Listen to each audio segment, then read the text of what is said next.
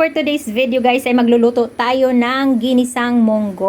Alright, at ayan na po ang ating munggo. Na yan, na-boiled na natin ang ating munggo at ready na siyang lutuin. Ready nang igisa. At meron na tayong garlic.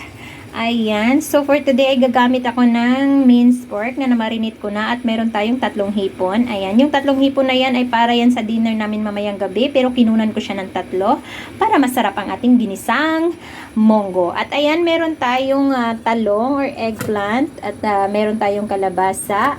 At meron din tayong alugbati or ano ba to sa English? English spinach rin ba to? So, ayan guys, meron tayong alugbati na sobrang sariwa, fresh from the market. Alright, at umpisahan na nating magluto. At ayan na nga. At mainit na ang ating pan. So, lagyan na natin ng oil. Alright. Mainit na kasi siya guys. Sobrang init na. At pwede na nating ilagay ang ating garlic. Tingnan nyo, tumutunog na yung garlic natin dahil sobrang init na ng ating pan. Ayan, at stir fry lang natin ang ating garlic. At pwede na nating ilagay ang ating ilagay na natin ang ating minced pork. Ayan, gisahin lang. Ayan guys, at nagki-craving talaga ako, mga lalags, nagki-craving talaga ako sa ginisang munggo. Kaya ito, magluluto tayo. Sobrang simple lang ito guys, parang lutong ano lang to. Lutong Pilipinas. Charot. Lutong bahay lang to siya guys. Namimiss ko talagang kumain ng pagkain ng Pilipinas. Kaya ito pala guys ay ulam ko.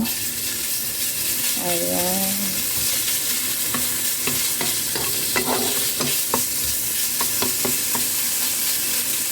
Alright. Ilagay natin ang ating hipon. Ayan na po ang ating 3 hipon. Ayan, ganun lang. Simpleng luto lang talaga siya. Wala nang keme-keme. Wala nang arty-arty. Diba?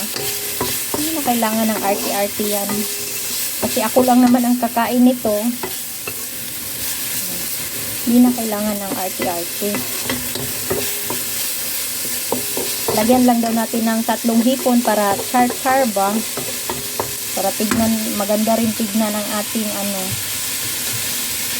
gandang tignan ng ating ginisang munggo. Lagyan natin ng pampakulay. Hipon. Lagyan natin ng asin.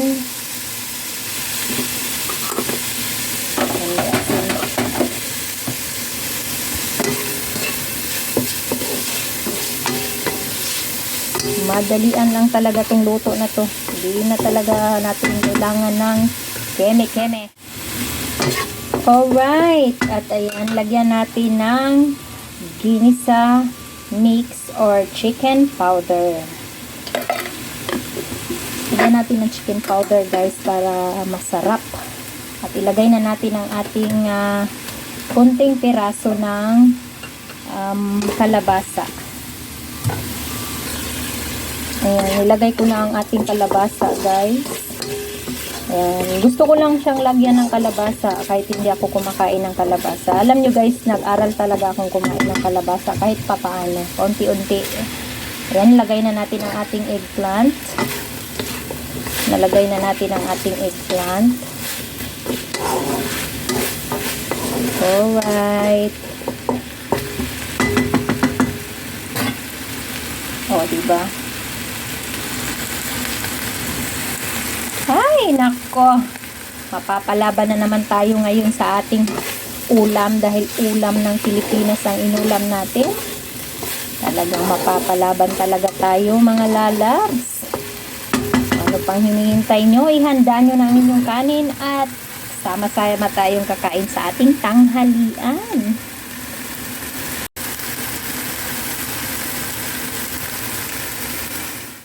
Alright guys, at pwede na nating lagyan ng tubig. Ayan, lagyan lang natin ng konting tubig siya. Diba? Lagyan lang natin ng konting tubig. Kasi hindi naman to sinabawan eh. Ginisa. So, takpan lang natin siya. Pakuluin muna natin bago natin ilagay ang ating ibang gulay. Ayan. Meron pa tayo ditong alugbati and ang ating munggo. Nako. Sarap talaga ng kain natin ito ngayon. Mapapalaban talaga tayo, guys. Alright, at kumukulo na ang ating nilotong ginisa. Ayan, guys, at kumukulo na siya. Ayan, at pwede na nating ilagay ang ating munggo. Sobrang dami yata ng ating munggo, guys. Or tama lang ba? Kulang lang ang ating tubig. Agoy. Kunti lang ang ating gulay. Marami ating munggo. Kinayan. Ilagay na natin ang ating mga dahon. At of course, ilagay na natin ang ating... Ayan, gumamit pala ako ng cabbage, guys. Ayan, naglagay tayo ng konting cabbage. Tapos, ilagay na natin ang ating alugbati. At haluin lang natin mabuti. Haluin lang natin mabuti ang ating ginisang munggo with alugbati. Alright. Alright, guys, magaling lang talaga akong magluto sa ibang recipe, guys, pero bakit sa pagkain ng Pilipino ay ang hirap-hirap kong magluto. In short, ang hirap ko talaga magluto ng gulay, guys, kasi hindi talaga ako mahilig kumain ng gulay nung nasa Pilipinas ako. Masarap lang po talaga akong kumain ng ganitong gulay, yung ginisang munggo, lalo siguro kung may gata ito, no? Ang sarap talaga. Kaya meron pa akong munggo dyan. So, in my next vlog, magluluto ako ng ginataang munggo na naman. Kung meron pa akong makikitang alugbati sa palengke. Ngayon kasi, guys, dito kasi sa Hong Kong, guys, weather lang din ang alugbati. Hindi araw-araw mayroong binibintang alugbati sa market. So, ayan. Agoy. Nadurog na yata ang ating gulay. Para nang nilugaw. Yan. Halatang halata po na hindi marunong magluto si Jen ng ginisang gulay. Yan. Marunong lang po ako sa ibang putahe pero hindi po ako marunong magluto ng gulay. Pasensya na kayo, guys, dahil ang alam ko lang po kumain lang talaga. Ang sarap ko pong kumain ng ginisang gulay pero pag ako ang nagluto ay nako, lugaw. Tikman natin kung masarap na ba.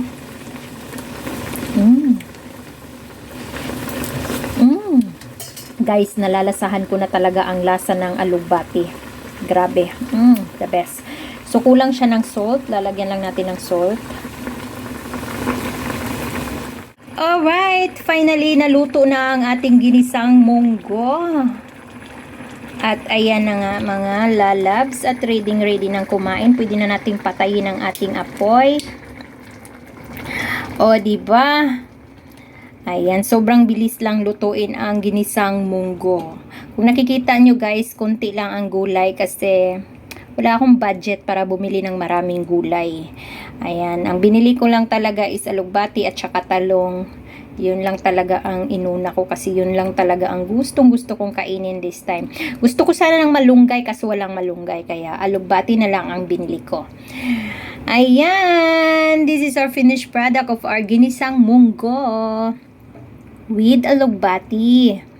Ayan, ginisang munggo. Lutong bahay, lutong Pilipino. Ayan, thanks for watching. I hope na nagustuhan nyo ang video na to kahit simple lang. At least, lutong bahay with love.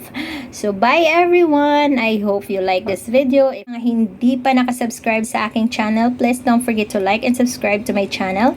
And please hit the notification bell icon below so you'll be updated on my upcoming videos. So, thank you so much. God bless everyone. Ciao! Mwah! God bless everyone. Thanks for watching.